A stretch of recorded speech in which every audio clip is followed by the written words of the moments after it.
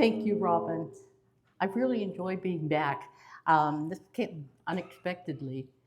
I found out last week that I was going to do this, so Robin wanted to know, well, what are you going to talk about? And I said, well, I got about 15, 20 programs. It's going to take me a while to go through them, find out which one I think would be shorter, but also could be interesting as well.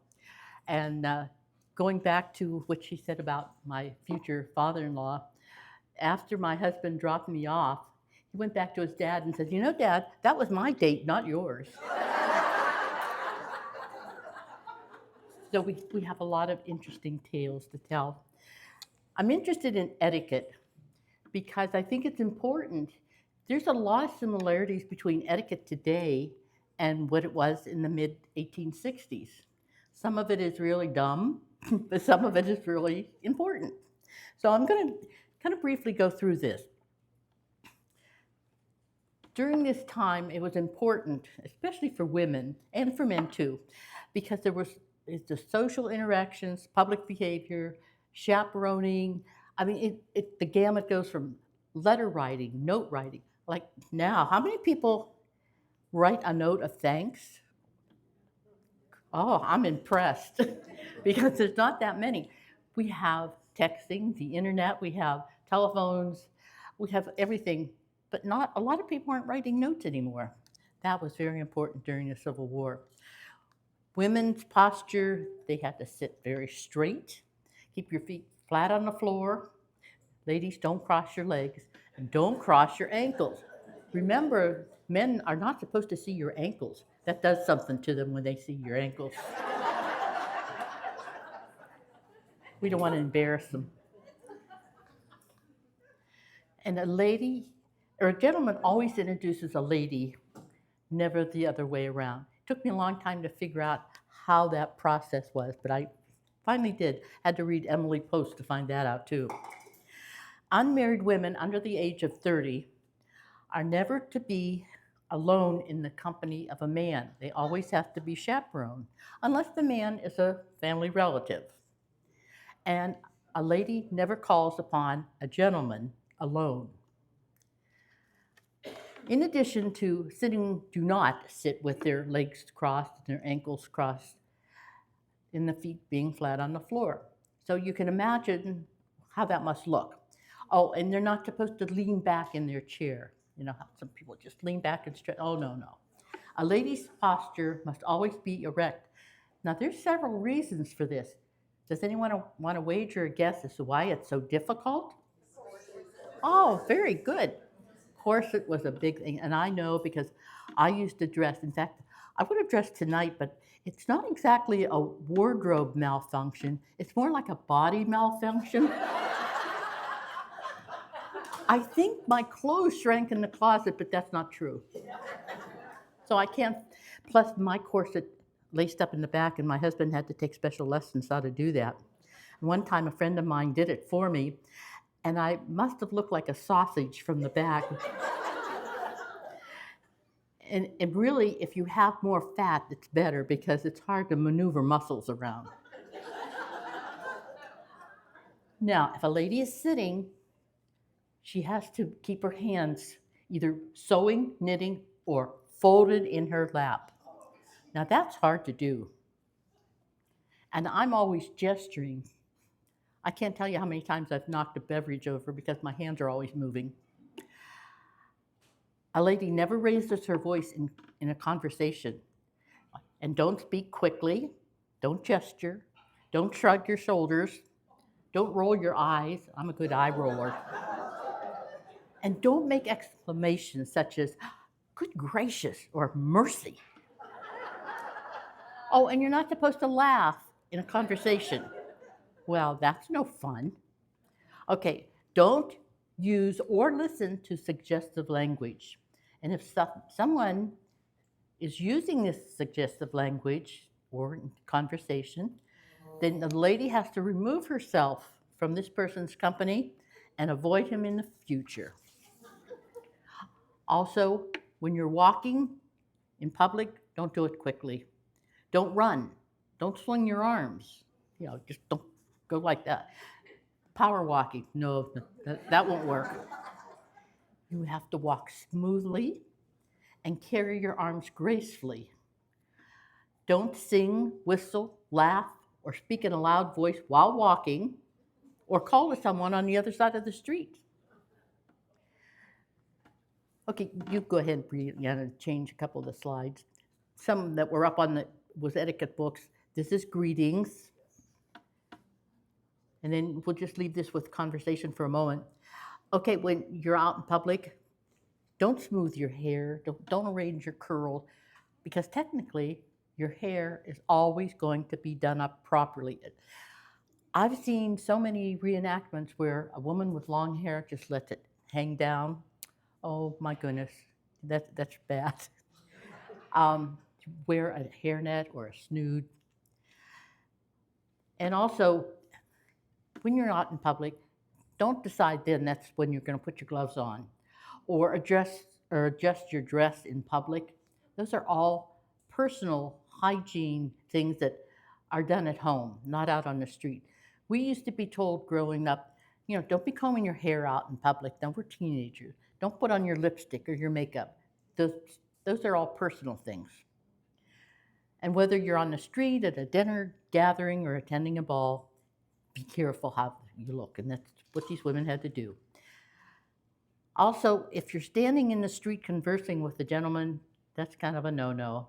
If a lady has something important to say to a gentleman, she must allow him to join and walk with her. So now she has to walk and talk at the same time. Because having a conversation on the street exposes the lady to unnecessary speculation.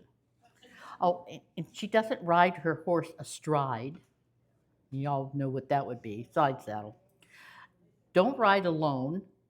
Don't allow your horse to go faster than the companions.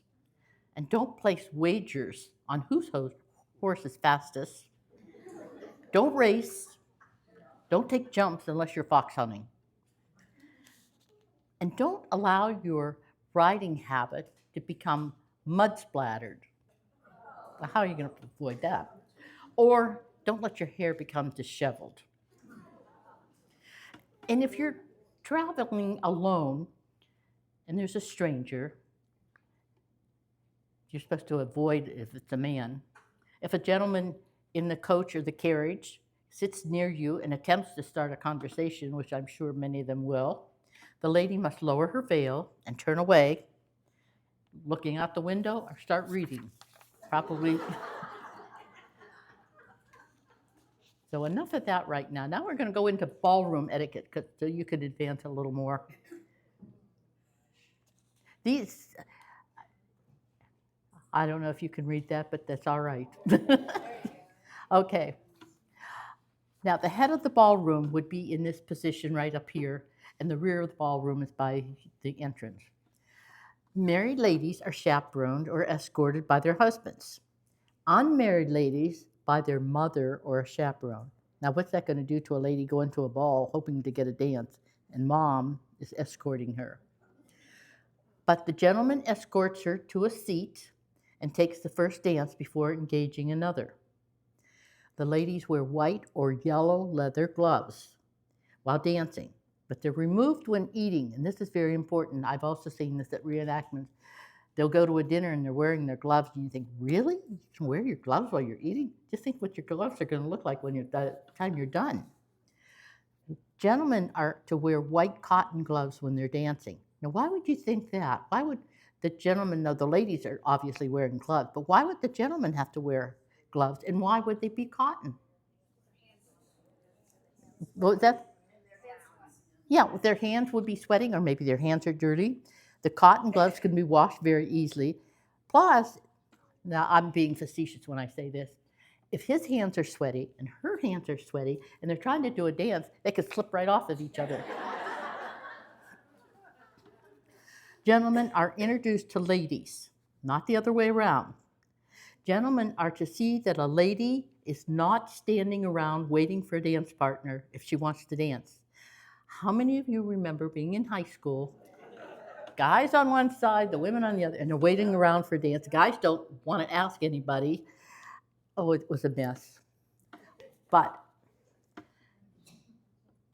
She should not ask a gentleman for the dance unless it's Sadie Hawkins Day. He should ask, will you honor me with your hand for a quadrille? When was the last time a guy spoke to you like that? Like, come and dance. You want to dance?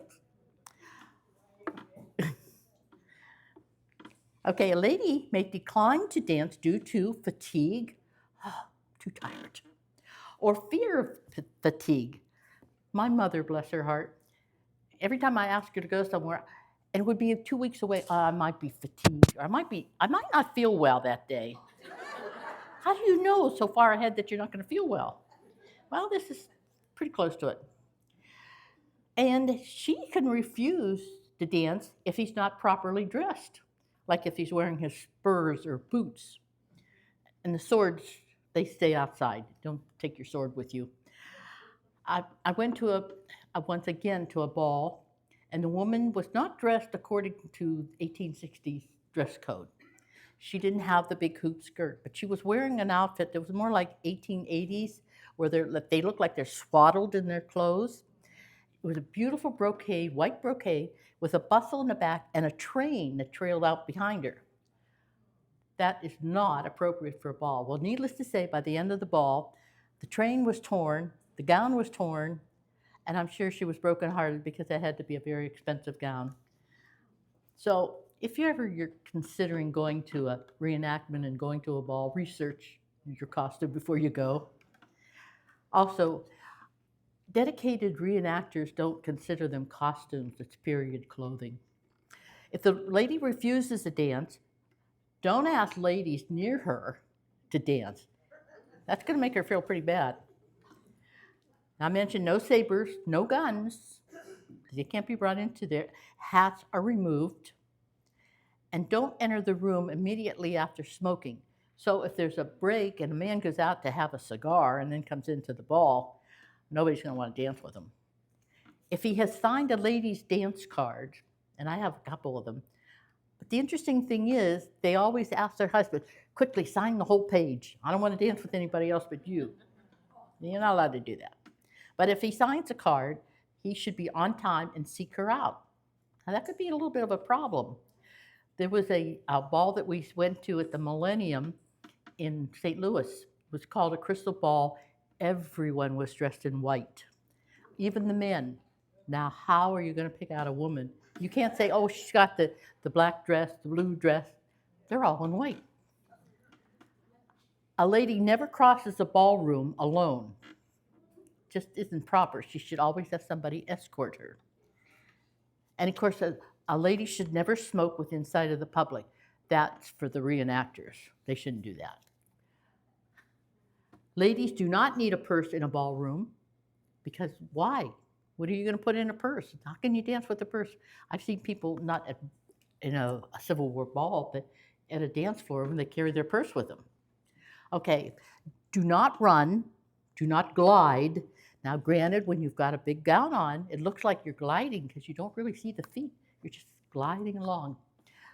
Don't leap. Don't jump. Or tap your feet to the music. That's hard. You bow to your partner that comes and asks if he could have this dance. You bow to him. He bows back to you before and after the dance. Then he leads her to her seat or to get refreshments. And when he's directing her, he puts his hand slightly above her waist. If he goes below her waist, that's got something else in mind. Do not forget to compliment your partner. Whether he steps on your gown, your toes, or whatever, just say, thank you. Be gracious. Now, married ladies can wear jewels and feathers in their hair. Young ladies can wear ribbons and flowers, but no feathers.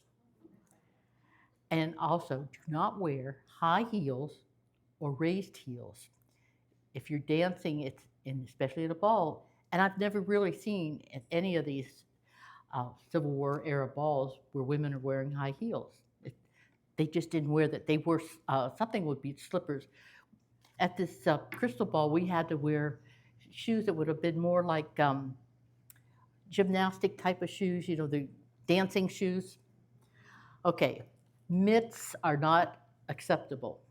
Gloves are worn to the wrist. The reason mitts during this period are unacceptable because that's old fashioned. That was 1850s and earlier. And so many of the older women, they have these mitts. Why pay for gloves when you've got mitts? And I'm sure you probably all are familiar with mitts. That doesn't cover the fingers. Oh, and also be sure to carry a fan because you're going to be awfully warm. Trying to think of some of these. I don't want to repeat this. Women are expected to dress modestly. Don't show too much skin. Now, when you're dressing for a ball, and Mary Lincoln was really famous for showing a little too much skin, too much bodice. Of course, I guess if you have it, you want to show it. But they're encouraged to dress modestly. And bending, here's another one. If you drop something, you're expected to bend at the knees. And you know what the reason why for that. I can tell you, you cannot bend at the waist with a corset on. I mean, it's interesting, some of the different positions that you have to assume to try to get down and get it. And if you have bad knees, just leave it on the ground.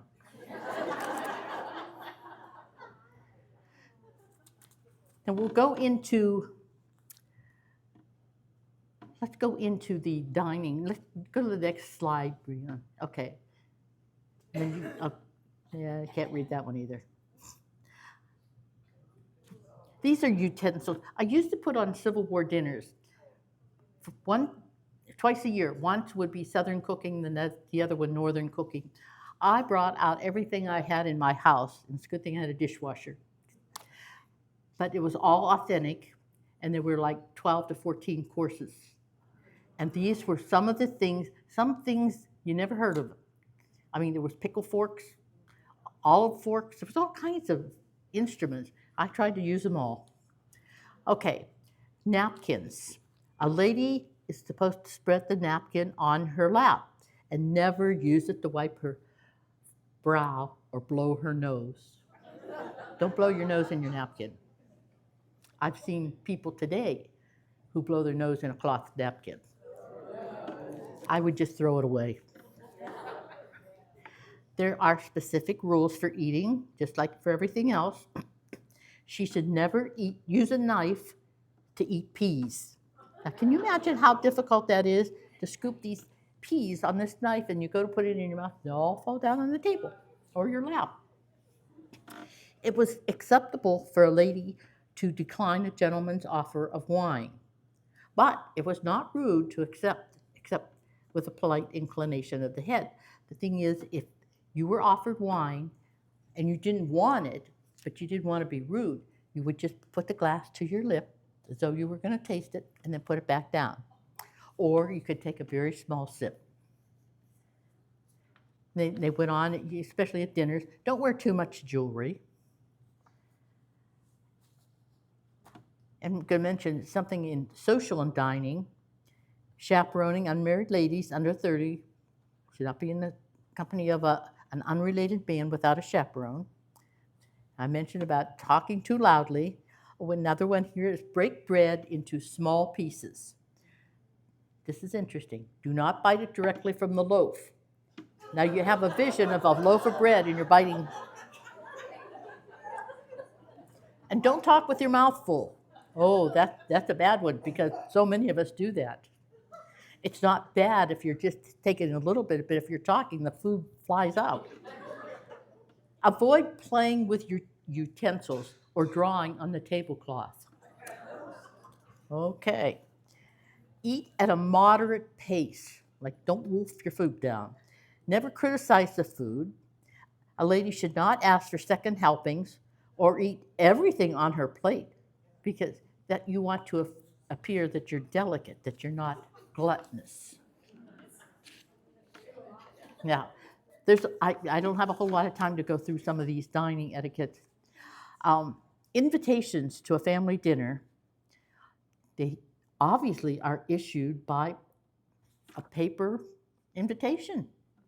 You don't have a phone, a cell phone. You don't have internet, texting. You don't have any of that. So you have to depend on a courier. Now, if you accept this dinner invitation, then you accept to the lady, not to the man, because he probably won't pass it on to her. The gentleman should be neatly dressed. The lady should always appear in full dress. I wish I could go into full dress for a lady. It's amazing. When entering the dining room, married people precede the single ones. If you're going downstairs, always give the lady the wall. And the same thing goes if you're out on the street, he always walks on the street side. And you probably know why. In those days with horses, you never know what's going to splash upon you. And it protects her from the carriages. If the lady hosts, she sits herself at the head of the table and the host at the foot. Always separate the husband and wife. They have enough time to be together. Now is the time to find out about other people. Do not insist upon guests partaking of particular dishes. In other words, don't come up to somebody and say, oh, you've got to try my escargots. They are so good. Well, if you don't like them, you're in trouble. Never ask more than once about something if the hostess, it could either be the hostess, a servant, or just a server. And so never ask more than once, or don't put anything by force upon their plates. And my husband's mother was like that. She would put the food on your plate and more than you possibly could eat. And if you didn't eat something, what's the matter? Don't you like it? No. No. That was after we were married. Do not ask any lady to take wine. I mentioned that. But don't take wine until she's finished her fish or soup. Soup is always served first, then fish. And technically, there's a wine served after every course. So by the time you get to the dessert, who cares about dessert? I don't think I could even eat it now. Never use a knife to convey food to your mouth, which we explained. The host usually serves his left-hand neighbor first, and then his right-hand neighbor next.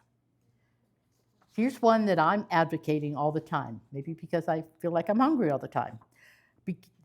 Whenever your food is served, when two people have received their plates, it was proper to start eating right away.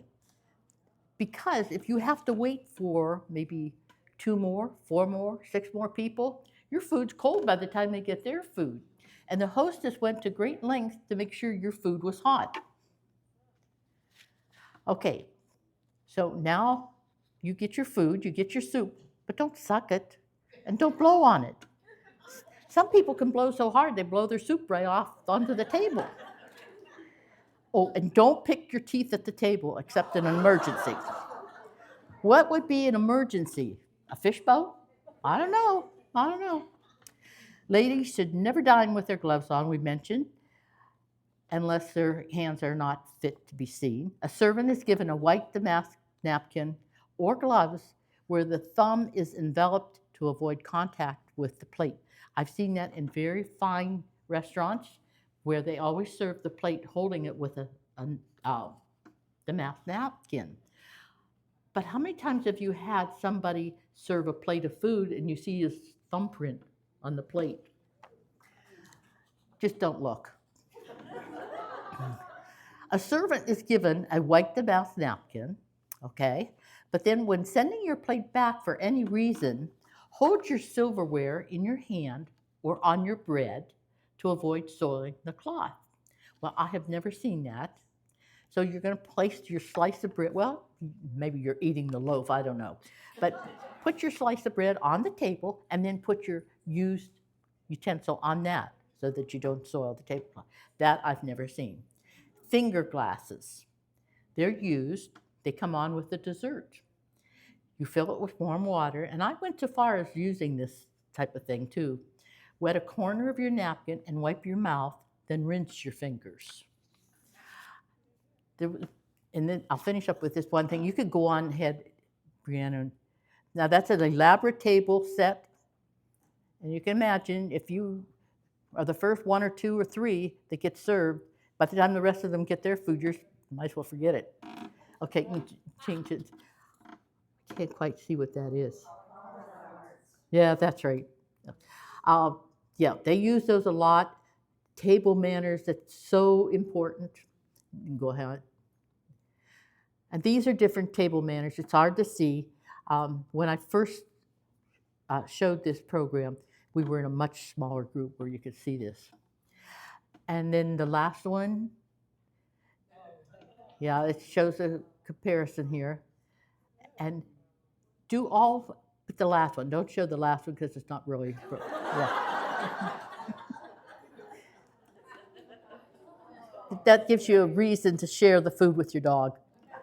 Okay, there's your gloves on the left, and there's the mitts. But if you're at a ball, you're going to want leather gloves. The gloves on the left would be great if you're going out in the middle of the day or something, or it's hot. Okay, what's after that one? What's wrong with this picture? Yeah, smoking gloves. She's wearing her gloves.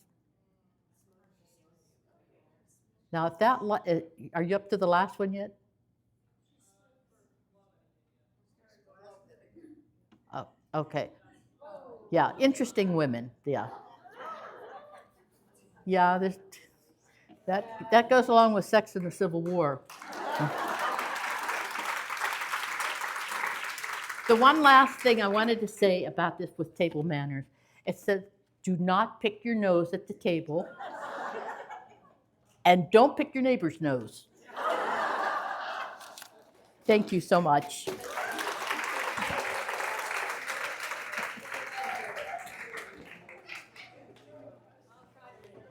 Yeah, try to remember all those things.